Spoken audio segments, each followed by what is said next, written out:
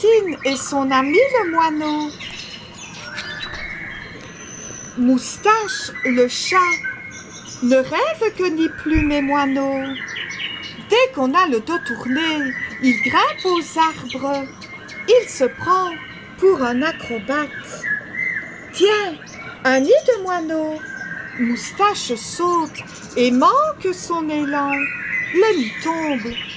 On entend des pieds piments affolés dans le jardin. Que se passe-t-il? C'est le chat, il a renversé le nid. Tu seras puni, Moustache, dit Martine. Dans le nid, on trouve un oiseau, un seul, un oiseau tout petit. Nous l'appellerons Pierrot. Il est drôle, ce canari, dit Patapouf. C'est un moineau gros bénet. Un jeune. Il n'est pas beau, il n'a presque pas de plumes. Et il tient à peine sur ses pattes. Quand il sera grand, il volera. Il tremble de faim et de froid, dit Martine. Il faut s'en occuper tout de suite. Le garder à la maison. Le nourrir, oui, mais comment?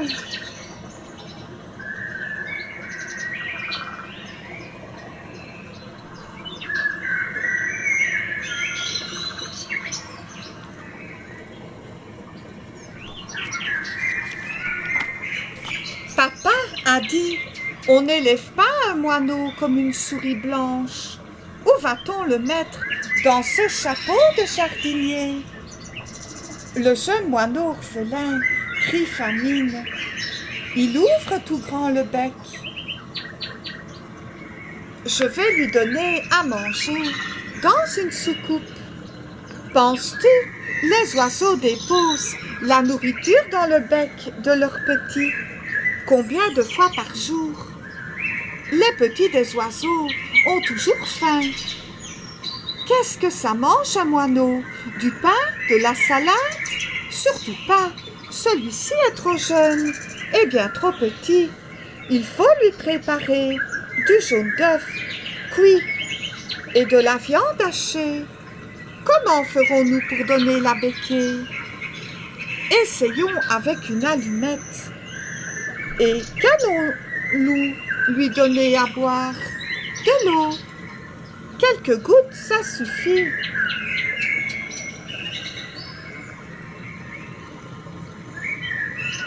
On ne s'en sortira jamais, dit Martine. Et quand les vacances seront finies, qui s'occupera de notre Pierrot? Chacun son tour, on s'arrangera.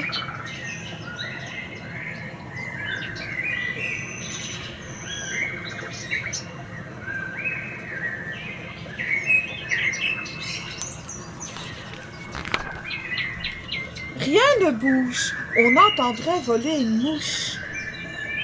Le moineau rassasié dort dans son chapeau, laissons-le tranquille. Ne réveille pas mon oiseau, dit Patapouf. Ce n'est pas ton oiseau, dit le chat. C'est moi qui l'ai trouvé. Le premier, file de là, tu n'as rien à faire ici. C'est bon, c'est bon. En voilà une histoire pour un moineau, de rien du tout. Les semaines passent. L'oiseau prend des forces. Gentil Pierrot, voleras-tu bientôt? Déjà, il tient ferme sur ses pattes. Il sautille. Il fait des bonds de puce. Quand on grandit, on veut tout connaître.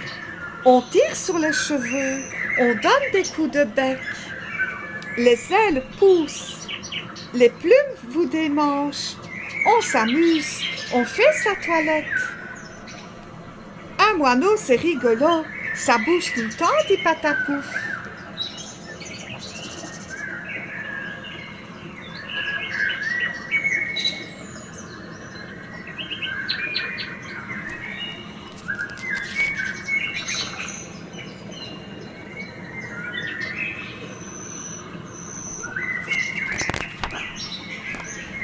Personne à la maison, par la porte ouverte. Pierrot s'enfuit dans le jardin. Il court en battant des ailes. Il arrive dans le poulailler tout essoufflé. « Je crois que je vais m'envoler. »« Mais non, répond la poule. Tu n'es qu'un oisillon prétentieux. Et toi une grosse mémère aux yeux ronds. En voilà un effronté, lance le coq, en train de surveiller la volaille.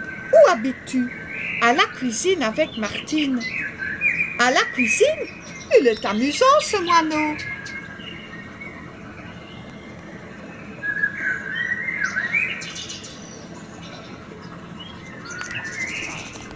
Pierrot devient de plus en plus espiègle. Il agace le canari. À quoi penses-tu ? C'est mon affaire. Qu'est-ce que tu as mangé ? Tu es tout jaune. Et toi, tout gris, tu ne sais pas siffler. Siffler ? À quoi ça sert ? En tout cas, moi je n'ai pas peur du chat. Vous avez fini de vous disputer, crie Martine.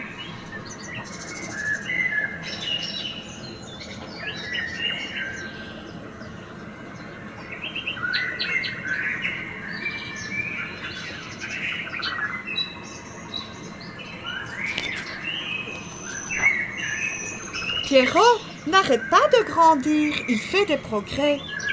Ses ailes s'allongent de jour en jour. On ne le reconnaît plus, tellement il a changé. Les petits voisins sont venus l'admirer. Il a l'air malin, son œil brille. Tu n'as pas peur qu'il s'échappe, Martine. Il va bientôt s'envoler. Tu ne pourras plus le garder dans la salle à manger. L'autre jour, dit Martine, il s'est enfui au poulailler.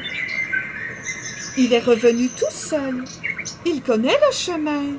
Quand il volera pour de vrai, ce sera bien autre chose.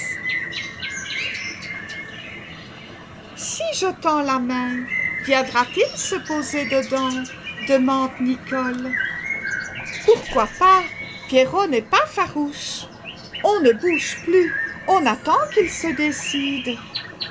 Mais Pierrot a disparu sans crier. Gare, il vole sous les chaises. Et dans le hall, on le croit à la cuisine. Il est dans la salle de bain, non, sous la table de la salle à manger.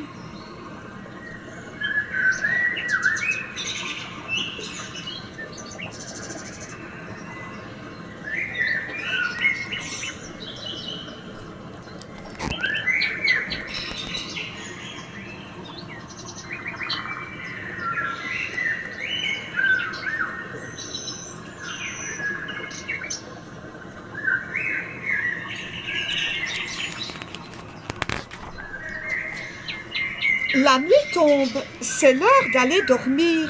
Où donc est passé Pierrot ? Il n'est pas à la maison, dit Jean. Martine accourt, on fait des recherches dans le jardin, on fouille le moindre recoin. Pierrot, Pierrot, es-tu là ?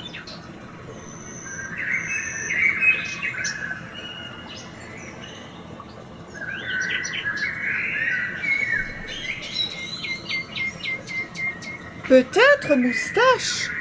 Non, vraiment, Moustache ne sait rien.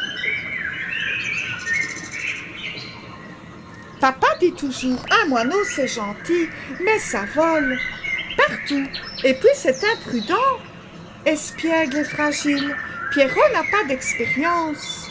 S'il pleut cette nuit, pense Martine, Pierrot sera mouillé dans le noir. Il se perdra. Elle attend. Elle s'inquiète. Il finira bien par revenir, dit Moustache. Mais peut-on se fier au chat ?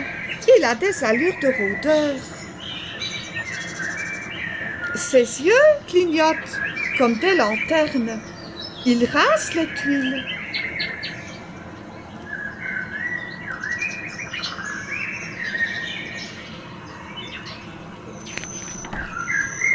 Le lendemain matin, à la cuisine, Quel est ce bruit dans le buffet? Toc, toc, toc, toc, toc. Toc, toc. Martine ouvre la porte à 2 bâtons. Et devinez qui donne des coups de bec contre une casserole. Pierrot, bien sûr. Pierrot, nous t'avons cherché partout. Quelle chance, on a retrouvé le moineau. Jean l'étourdi l'avait enfermé dans le buffet par mégarde. Et s'il s'était agi du réfrigérateur, mes amis, Pierrot l'a échappé belle. Vite, en route, il est temps d'aller à l'école. Martine saute sur sa bicyclette. Pierrot la suit, il bat des ailes, comme un fou. Regarde, je vole, je vole. Allons, laisse-moi, retourne à la maison.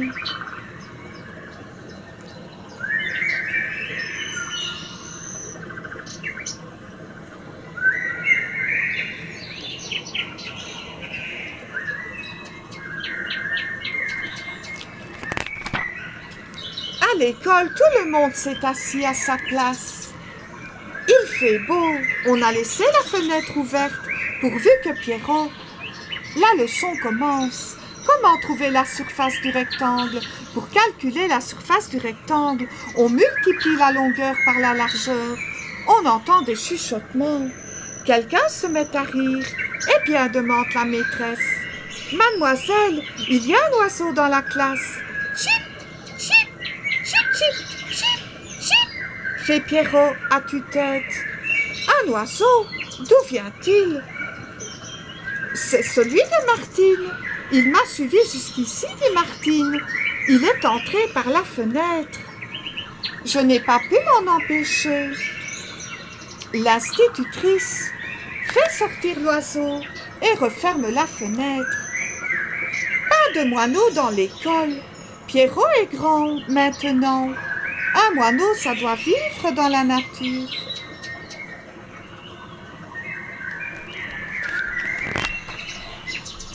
Tous les jeudis en classe, on décide cette fois.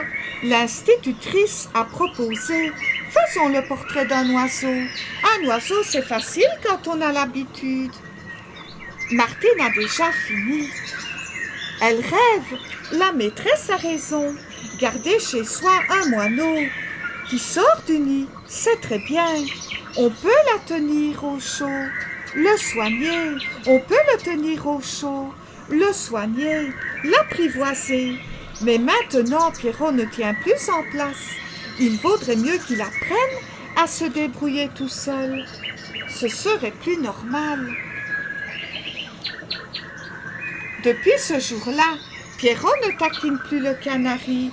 Il ne se cache plus sous la table de la salle à manger. Il se nourrit de graines.